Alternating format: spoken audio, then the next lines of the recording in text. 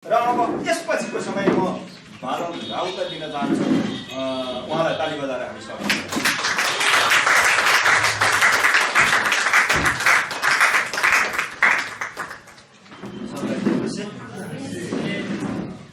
परमेश्वरलाई धन्यवाद भएको होस् यो मौका आज दिनुभयो अनि आज हामी आफ्नो तरिकाले काम गरिरहेका छौँ है। त्यही भएर यो असल हो विश्वासीहरू भेटघाट हुनुमा अनि परमेश्वरलाई महिमा दिनु असल कुरा हो। पास्टर बाले एकदमै राम्रो वचन बाँड्नुभयो। बुवालाई धन्यवाद। हामीलाई पछाडिबाट पुसअप गर्नको निम्ति हाम्रो अग्रजहरूले नै हामीलाई चाहिँ प्रोत्साहन दिने काम गर्दछ। त्यही भएर यो कुरालाई बाइबलले पनि सपोर्ट गर्दछ र बुवालाई धन्यवाद उहाँले वचन प्रचार गर्नुभएको लागि। र म तपाईँहरूको बिचमा म छोटो वचन लिएर आएको छु।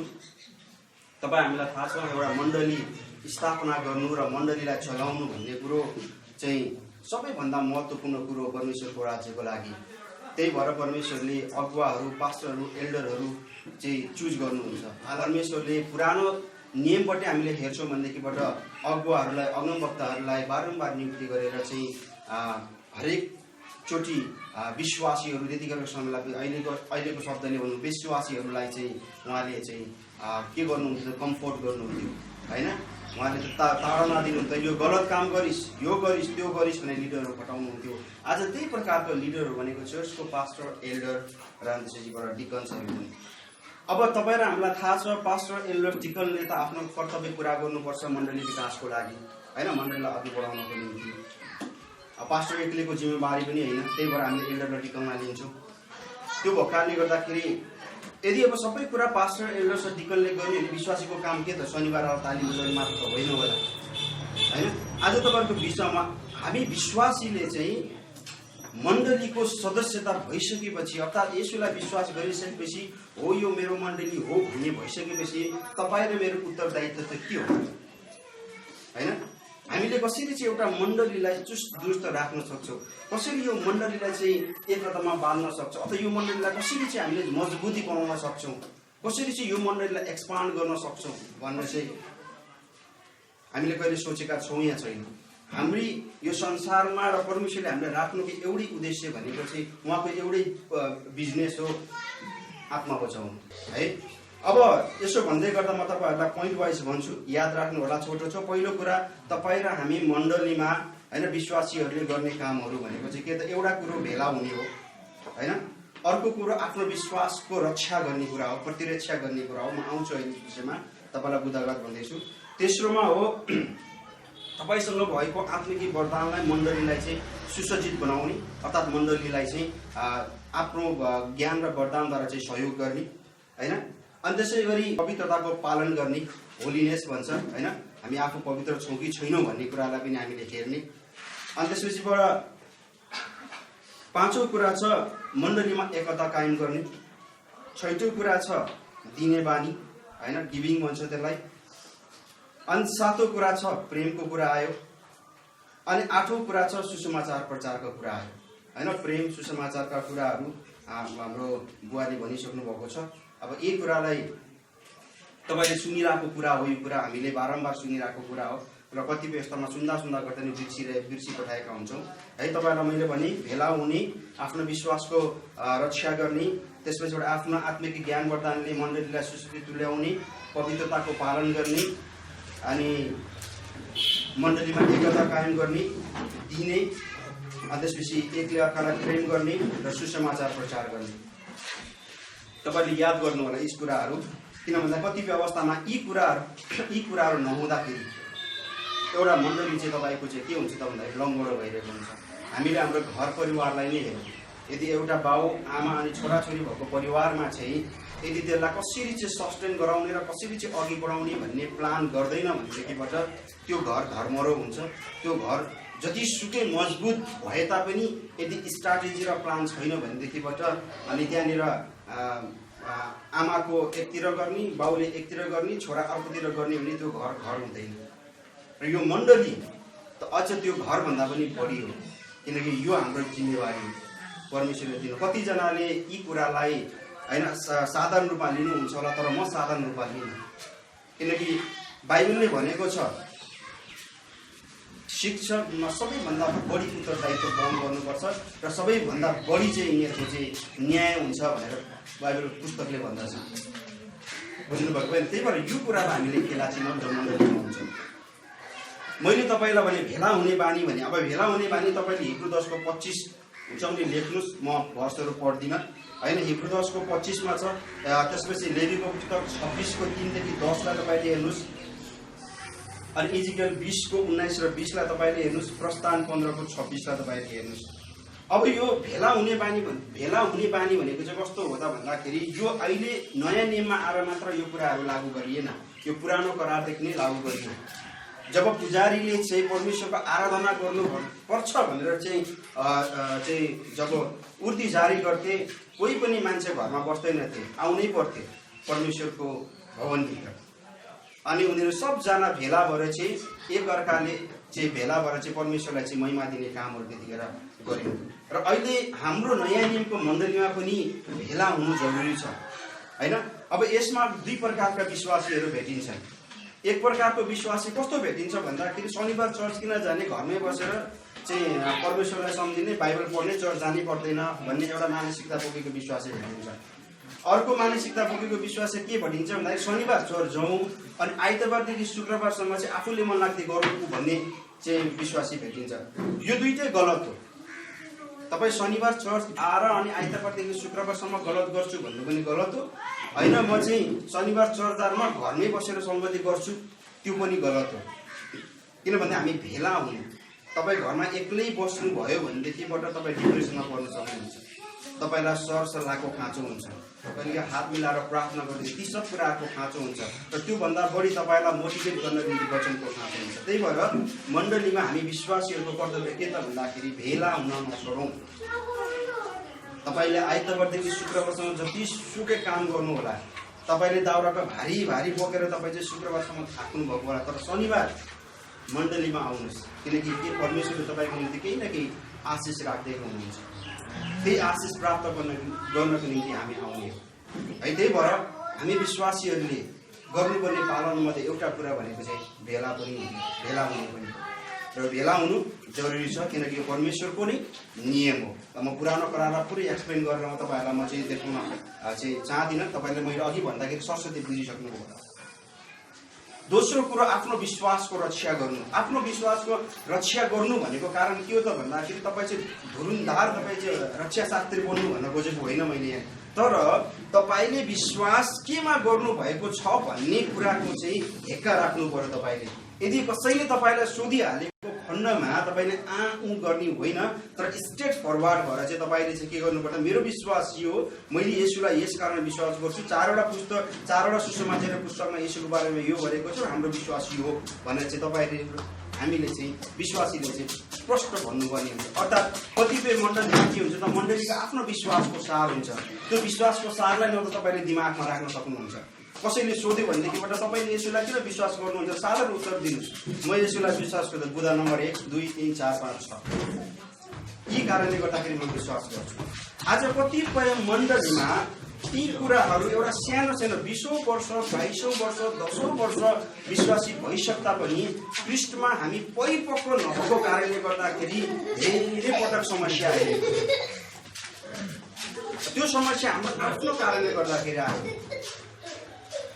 एक्जाम आउँदाखेरि छोराले पढ्दैन, एक्जाममा फेल हुन्छ, टिचरलाई दोष दिन त मिलेन। यदि छोराले मेहनत गरेर पढिदिएको भएदेखि त एक्जाममा पास हुन्थ्यो।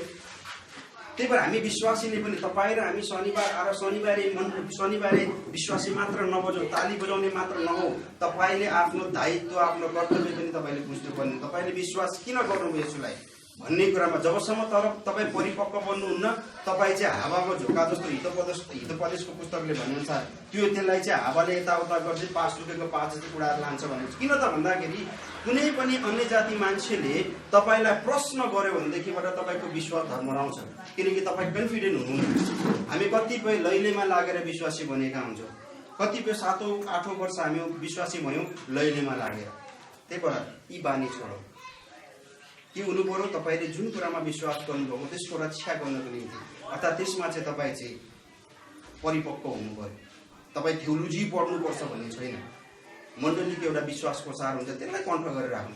पदहरू लेखेको हुन्छ होइन, त्यसलाई कन्ठ गरेर राख्नुहोस्। कसैले सोध्यो भनेदेखि एउटा भन्ने बोल्नै सक्दैन, योसँग त बोल्नै नहुन्थ्यो। तपाईँले 4-5वटा पद त्यो बुदा भनिदिनु छ, चुप लाएर बस्छ, अब यसलाई अर्को प्रश्न गरिदिनु किन थाहा पाइहाल्छ।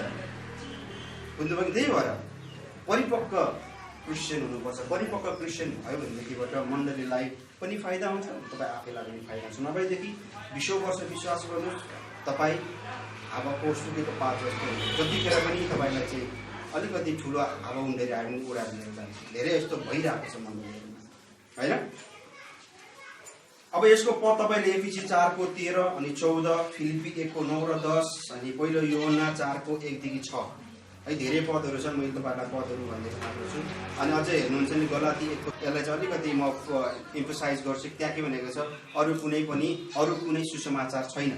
गलातीको समयमा त्यतिखेर पौलले बाध्य भएर लेख्नु पर्यो गलातीहरूलाई पत्र। किन त भन्दाखेरि त्यतिखेर यस्तो तपाईँको चाहिँ हुइम आयो कि त्यहाँनिर तपाईँको चाहिँ उनीहरूले चाहिँ अब क्रिस्टलाई भन्दा पनि अरू व्यक्तिहरूमा चाहिँ विश्वास गर्न थाले मण्डलीको विश्वासले। अनि बाध्य भएर परमेश्वरको आत्माको अगुवाईमा गलातीहरूलाई चाहिँ अनि पावलले चाहिँ पत्र लेखेर भनेको चाहिँ, हेर साथी हो, क्रिस्टभन्दा बाहेक अरू कुनै पनि असल सुसमाचार छैन, त्योभन्दा बाहेकका सुसमाचारहरू चाहिँ तिमीहरू पछि नलाग भनेर चाहिँ गलातीको पुस्तक तपाईँले 1 अध्याय पढ्नुभयो भने तपाईँले पाउनुहुन्छ। अब तपाईँको अर्को 3मा चाहिँ छ, आफ्नो ज्ञान वरदानले चाहिँ मण्डलीको सेवाकार्य गर्नुहोस्, मण्डलीलाई भनौँ न तपाईँले सहयोग पुऱ्याउनुहोस्। यसो मैले एक्सप्लेन गरिरहनुपर्छ भने जरुरी छैन। कसैलाई गीत गाउन आउला, गीत गाएर मण्डलीलाई चाहिँ तपाईँले अघि बढाउनुहोस्। कसैलाई चाहिँ तपाईँको चाहिँ होइन खाना पकाउने अथवा कसैलाई चाहिँ तपाईँको चाहिँ नाच्ने होला, यदि कसैलाई सुसमाचार प्रचार गर्ने होला। अनि आफ्नो एउटा परमेश्वरले दिएको ज्ञान वरदान हुन्छ होइन। कसैलाई टिचिङ पेसामा लागेको हुनसक्छ, कसैलाई चाहिँ तपाईँको चाहिँ भाइ बहिनीहरूलाई चाहिँ तपाईँको चाहिँ बाल सङ्गति बच्चाहरूलाई सिकाउने त्यो ज्ञान भनौँ न एउटा चाहिँ उदिएको हुनसक्छ होइन। ती आफ्ना ज्ञान वरदानले चाहिँ मण्डलीको तपाईँले के गर्नु त भन्दाखेरि सेवा गर्नु, ताकि त्यो मण्डली चाहिँ बाहिरबाट हेर्दाखेरि चाउरी नपरेको तर स्ट्रङ तरिकाको हालेलुया। आज परमेश्वरले चाहनुभएको। त्यसै भएर 4औँमा छ पवित्रताको पालन गर्नु। यो सबैभन्दा ठुलो र महत्त्वपूर्ण कुरो हो जुन हामी मान्छे प्रत्येक पाइलामा कहिले न कहिले हामी चुकिने रहेका हुन्छौँ है। अब पवित्रताको पालन गर्नु भनेर तपाईँ घरमा गएर नुहाएर शुद्ध हुनु भन्न खोजेको होइन होइन। धेरैको कन्सेप्ट त्यो छ।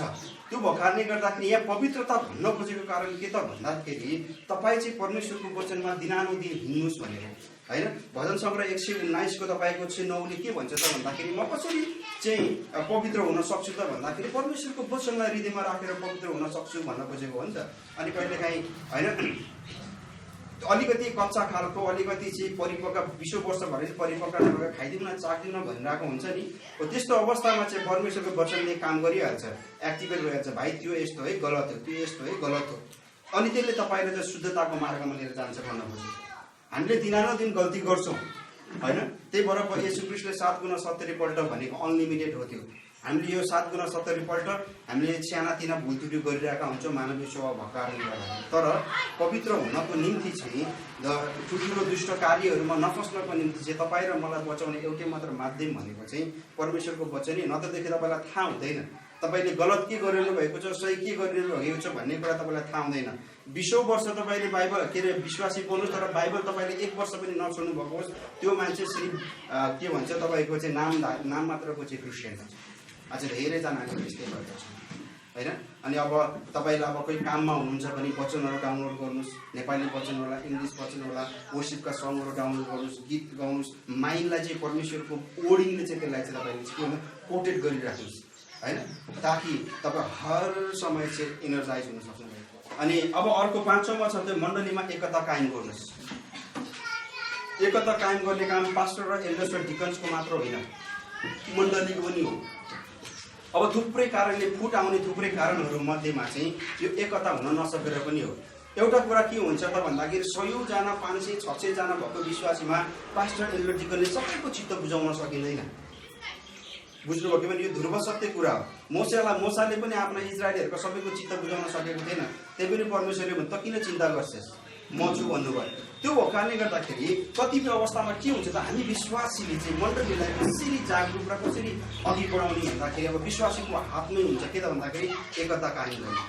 के थाहा तपाईँको छेउमा आएर कुनै बेला एउटा मित्रले भने त्यो पास्टरले त कस्तो खराब वचन माडेको छि, पास्टर त काम छैन भने नि त्यहाँ तपाईँले हो यार हो भन्न थाल्नु हो भने त्यहाँ तपाईँले एकता कायम गर्न सक्नुहुन्न। तपाईँले दुईजना अलरेडी फरक देख्नुभयो, त्यही कुरा तपाईँले अर्को दुईजना गर्नुहुन्छ, दुईजना अर्कालाई गर्दाखेरि मण्डलीमा पास्टरको विरुद्धमा आवाज उठ्न थाल्छ। जब तपाईँलाई फर्स्ट एटेम्पमा कसैले आएर चाहिँ त्यसो भन्छ भनेदेखि मित्र, परमेश्वरको वचन भनेको राम्रो र नराम्रो हुँदैन, तपाईँले कसरी सुन्नुहुन्छ र कसरी ध्यान दिनुहुन्छ त्यसमा डिपेन्ड गर्ने कुरा हो। तपाईँले बाहिरबाट के खाएर आउनुभएको छ, बाहिरबाट ठन्डा खाएर आएर घरको भात मिठो लाग्दैन नि त होइन। तपाईँ घरमा वचन अध्ययन गर्नुहुन्न, प्रार्थना गर्नुहुन्न, आराधना गर्नुहुन्न भनेदेखिबाट त्यो विश्वको जस्तो जुकै कुख्यात तपाईँको चाहिँ एकदम मयु भन्ने प्रचारको वचन पनि तपाईँलाई मन पर्दैन। त्यो भएर त्यो जब फर्स्ट एटेम्प तपाईँलाई हुन्छ, तपाईँले त्यतिखेर स्टप गरिहाल्नु, फैलिनु नदिनुहोस् त्यसलाई। जब फैलिनु दिनुहुन्छ अनि त्यसले बिस्तारै बिस्तारै त्यो धमिराले जस्तो गरेको जस्तो हुन्छ अनि खान्छ खान्छ खान्छ खान्छ। एउटा पास्टरले वर्षौँ मेहनत गरेर माछा थुपारेको हुन्छ अनि पछि ठक्क फुटेर जान्छ। यो फुट्न नदिनको निम्ति पनि हामी विश्वासीहरू चाहिँ एकदम चाहिँ हाम्रो उत्तरदायित्व बन्छ। यो मण्डली फुट्ने भनेकै हामी विश्वासीहरूको अलिकति गलत कमजोरीले गर्दा, कतिपय हामी चाहिँ पास्टरले गरेको त्यो कुरा मन परेन, डिकनले गरेको त्यो कुरा मन, त्यो बहिनीले यस्तो भन्नु मलाई मन परेन भन्ने हुन्छ। जबसम्म मैले अस्ति पनि वचन बाँधेँ, जबसम्म तपाईँसँग चाहिँ क्रिस्टको चाहिँ एटिट्युड हुँदैन, स्वभाव हुँदैन नि, तबसम्म तपाईँहरू परिवर्तन भएको होइन है। फेरि त्यो भएको कारणले गर्दा क्रिस्टको जबसम्म स्वभाव तपाईँमा छैन, तपाईँ र हामी नयाँ सृष्टि हुन सक्दैनौँ।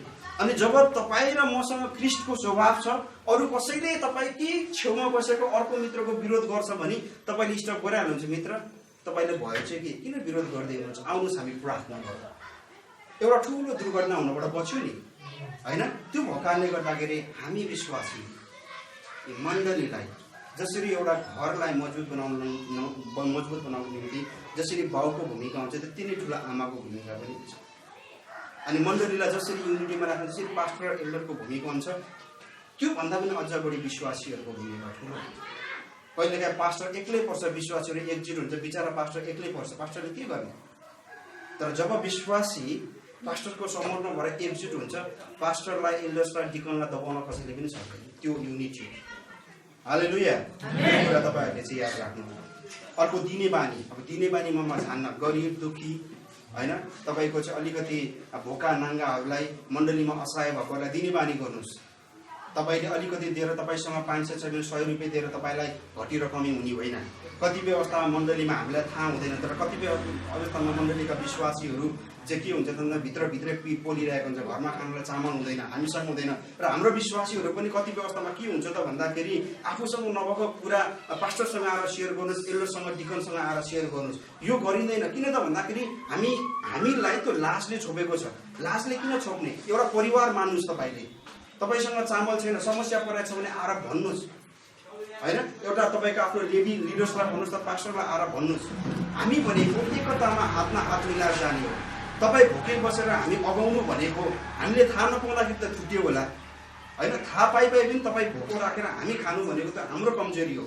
इजिकल पुस्तक लिडर्सहरूलाई चाहिँ चोर र भटा भनेको छन् होइन। विश्वासीको उन कत्रिने, विश्वासीको रस खाने, तर विश्वासीलाई तिमीले चाहिँ नहेर्ने भनेर भनेको छ। यसको पनि ठुलो न्याय हुन्छ। त्यसै भएर विश्वासीले पनि दिने बानी गर्नु, एक्लै हेला डाहा नगर्नुहोस्। कसैको जागिर छैन होला, कसैको कपडा फोहोर छ होला, तपाईँसँग सुकिलो मुकिलो कपडा छ, अब यो वर्ष चेन्ज गर्नु पर्यो, तपाईँको फाटेको छैन भने त्यसलाई धुनुहोस्, राम्ररी प्रेस गर्नुहोस्, नभएको तपाईँको मित्र लिएर दिनुहोस्। प्रेम यसरी बढ्छ। आफूसँग भएको कुरा बाँडेपछि प्रेम बढ्छ, आफूसँगै राखेपछि बढ्दै भएर दिने बानी गर्नुहोस्। हालेलुया। दिने बानी गर्नुहोस्। अनि त्यसैबाट अब यो दिने बानीमै तपाईँको चाहिँ मैले यसलाई प्रेमको कुरा पनि यहाँ आउँछ। यो प्रेमलाई मैले राखेर यही दिने कुरामा तपाईँले दिनु भनेकै तपाईँसँग प्रेम भएर दिएको हो है। त्यो भएको कारणले गर्दा यो 7औं बुँदा प्रेम, एकले अर्कालाई प्रेम गर्नु भन्ने कुरा पनि 7औं बुँदामा छ। यो 7औं बुँदालाई पनि मैले 6औं बुँदामा मैले अलिअलि समेटिहालेँ। किनभने तपाईँले दिन थाल्नु भनेकै क्रिस्टको स्वभाव तपाईँमा भएको, क्रिस्टको स्वभाव भनेको उहाँमा प्रेम भएको कारणले गर्दाखेरि चाहिँ हामीले उहाँलाई क्रिस्टको स्वभाव, हामीमा क्रिस्टको स्वभाव छ भने क्रिस्टको स्वभावमा प्रेम अलरेडी हुन्छ र त्यो प्रेमले नै तपाईँलाई दिने बानी गराउँछ, तपाईँलाई चाहिँ अगाडि बढ्ने बानी गर्छ। अब अन्तिम चाहिँ के छ भने सुसमाचार प्रचार। अस्ति ट्रेनिङमा तपाईँले सिकिहाल्नुभयो सुसमाचार प्रचार कसरी गर्ने भनेर। यो चाहिँ हामी प्रत्येक मण्डलीको मेरुदण्ड हो होइन। यो चाहिँ तपाईँ र मैले गर्नै पर्छ। फेरि यसको मतलब यो होइन कि तपाईँ झोला बोकेर अब दौडिने जानुहोस् प्रचार गर्नु भनेको। अब अहिलेको प्रचारको स्ट्राटेजी भनेको, रणनीति भनेको चाहिँ मासमा गएर प्रचार गर्ने होइन। अब अहिलेको प्रचार भनेको चाहिँ कुलिटिक तरिकाले गर्नु पर्यो होइन, रिलेसनसिप बढाएर गर्नु पर्यो। बुझ्नुभयो कि भएन? स्ट्राटेजी चेन्ज गर्नुपर्छ। शैतानले कतिपय अवस्थामा विश्वासीलाई चाहिँ खेल्नको निम्ति थुप्रै स्ट्राटेजी अप्नाइरहेको हुन्छ। त्यस्तै गरेर अब हामी मान्छेको बिचमा पुग्नको निम्ति पहिला मास मिडियाहरूको थुप्रै कुराहरू थियो होइन, पुरै मान्छे बोलाउने अनि प्रचार गर्ने थियो। अब अहिले भनेको चाहिँ रिलेसनसिप गरेर गर्ने, कटेज फेलोसिपमा जाने होइन। अब सागरहरूले गरिरहेको तपाईँको एउटा फुटबल टिम बनाउने, त्यो पनि एउटा एप्रोच हो। कसरी एप्रोच गर्ने भन्ने कुराहरू चाहिँ हो होइन। अब त्यस्ता कुराहरूमा तपाईँ र हामी लाग्ने, आमा दिदी बहिनीहरूले आफ्नो साथीहरू छ भनेदेखिबाट बेलुका खाना खाना बोलाउने, यसो कुरोको बारेमा सुनाइदिने। रिसायो भने केही छैन, 1 दिन 2 दिन रिसाउला, सत्य कुरा बाँडेको हो। 1-2 दिन रिसाउला, 3-4 दिन रिसाउला, पछिबाट आफन्त चाहिन्छ नै चाहिन्छ, हो कि होइन? त्यही भएर परमेश्वरको राज्य विस्तार गर्नको निम्ति र प्रचार गर्नको निम्ति चाहिँ हामी कहिले पनि नझुकौँ, कहिले पनि नलजाउँ। किन भन्दाखेरि मत्ती 28:18देखि 20मा यही भनेको छ, भोलि पर्सि न्याय हुँदाखेरि पनि परमेश्वरले तैँले के गरेछ जस्तो मैले नाचेँ, मैले गीत गाएँ, मैले फलानु, मैले ढिस्कानु भने मेरो निम्ति तैँले कतिवटा आत्मा बचाइस् भन्ने कुरो नै फर्स्टमा आउँछ है। त्यो भएको कारणले गर्दा यदि यी 8वटा कुरालाई चाहिँ हामीले मजबुती साथ लान्छौँ भने नि, प्रकाशको पुस्तकमा भनेको 7वटा मण्डलीमध्ये उच्च कोटिको मण्डली फिलाडेल्फियाको मण्डली हुनबाट तपाईँ र मलाई कसैले पनि रोक्न सक्दैन। हालेलुया। फिलाडेल्फियाको मण्डलीमा यही गुण भएको कारणले गर्दाखेरि येशू ख्रीष्ट सबैभन्दा बढी मन पराउनु भयो। लाउडिस्कियाको मण्डलीलाई दोष लाउनु भएको छ, तपाईँलाई चाउरी परेको छ, एकदम चाउरी परेको छ। चाउरी परेको अर्थ के भन्न खोजेको? प्रेम सेलाएर गएको छ, एकता छैन, विश्वासीहरू कहाँ छन्, के गर्दैछन् थाहा छैन, लिडर आफ्नै तालमा छ, माया प्रेम सद्भाव केही पनि नभएको कारणले गर्दाखेरि चाहिँ यी 8वटा कुरा जब तपाईँ र मैले लग्छौँ, पास्टरले गर्ने कुरोमा, एल्डर डिकनले कमिटीले गरेको निर्णयमा जब हामी होस्टेर हैस्य गरेर जान्छौँ, परमेश्वरले आशिष तपाईँको जीवनमा रोक्नुहुन्न। परमेश्वरले तपाईँको नबनेको काम उहाँले तपाईँलाई चाहिँ बनाउनुहुन्छ। किनभने यी 8वटा कुरा भनेको त कृष्ण भएको गुणहरू हो नि, होइन होइन? परमेश्वरको चाहिँ गुण भएको कारणले गर्दाखेरि जब परमेश्वरको गुण हामीमा छ, कृष्णको स्वभाव हामीमा भएको कारणले गर्दाखेरि यसले आशिष ल्याउने काम गर्दछ। मैले जहिले पनि भन्ने गर्दछु, अनि यो आशिषको कुराहरूमा चाहिँ तपाईँको चाहिँ व्यवस्था 28 अध्यायको आशिष पनि आउँछ त्यहाँनिर। अनि त्यसै गरी तपाईँको चाहिँ भजन सङ्ग्रह 91मा चाहिँ परमेश्वरले गरेको प्रतिज्ञाका कुराहरू छन्, तँलाई चाहिँ म हरेक कुराबाट चाहिँ म सुरक्षा दिनेछु भनेको छ, यी सब कुराहरू आउँछन् है। त्यही भएर अब तपाईँलाई मैले भनिहालेँ, यी 8वटा कुराहरू छन्। एउटा कानले सुनेर अर्को कानले उडाउने काम नगर्नु होला। तपाईँ जहाँ जानुहोस् होइन, जति गर्नुहोस्, एउटा सानो म एउटा उदाहरण दिएर तपाईँलाई भन्छु। विश्वासी कस्तो पनि हुँदो रहेछ भन्दाखेरि तपाईँको चाहिँ एउटा उदाहरण दिए, एउटा घरमा चाहिँ एउटा भाइ बस्दो रहेछ, 2जना भाइ बस्दो रहेछ, चौकीदार बस्दो रहेछ होइन। अनि एउटा भाइ चाहिँ जहिले रक्सी खाएर आउने अनि सुतेको सुते गर्ने, अनि अर्को भाइ चाहिँ तपाईँको चाहिँ के भन्दा काम गर्ने अनि सुत्ने। मालिक आएपछि चाहिँ अनि त्यो रक्सी खाएको भाइलाई चाहिँ जहिले लात्ता लिने, कति रक्सी खान्छौ भनेर लात्ताले हान्ने, गाली गर्ने, किन रक्सी खाएको नखाने।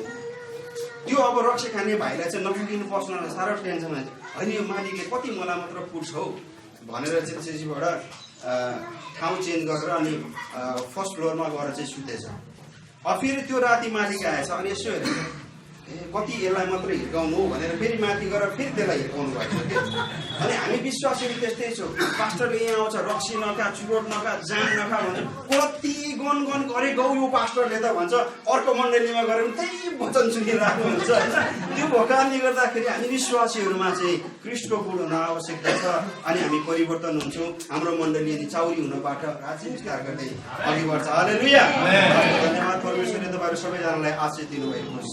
जय मसीह।